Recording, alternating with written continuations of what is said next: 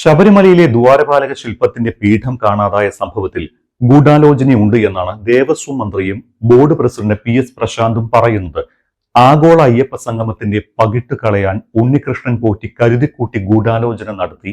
അതിന്റെ അടിസ്ഥാനത്തിലാണ് പ്രതിപക്ഷം ആരോപണം ഉന്നയിച്ചത് എന്നൊക്കെയാണ് മന്ത്രിയും ദേവസ്വം ബോർഡൊക്കെ പറയുന്നത്. അങ്ങനെ ഒരു ഗൂഢാലോചന ഉണ്ടോ? അങ്ങനെ ഗൂഢാലോചന സംശയിക്കണം? അല്ല, ഈ ഉണ്ണികൃഷ്ണൻ പോറ്റി ആരുടെ നോമിനിയായിട്ടാണ് വന്നത്? അത് നമ്മൾ ആലോചിക്കണം.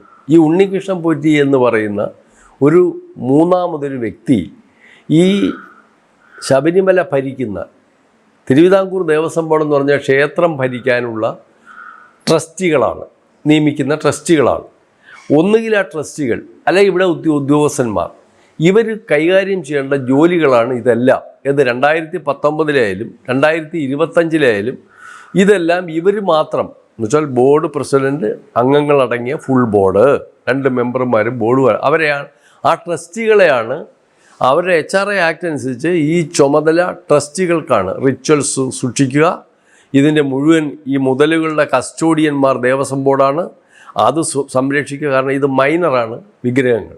ഈ മൈനറുടെ വസ്തുക്കളും സ്ഥാവരജംഗമ സ്വത്തുക്കളും സംരക്ഷിക്കാനുള്ള ബാധ്യതയുള്ള ആളുകളാണ് ഈ ബോർഡ് പ്രസിഡന്റും മെമ്പർമാർ, ട്രസ്റ്റികളാണ്.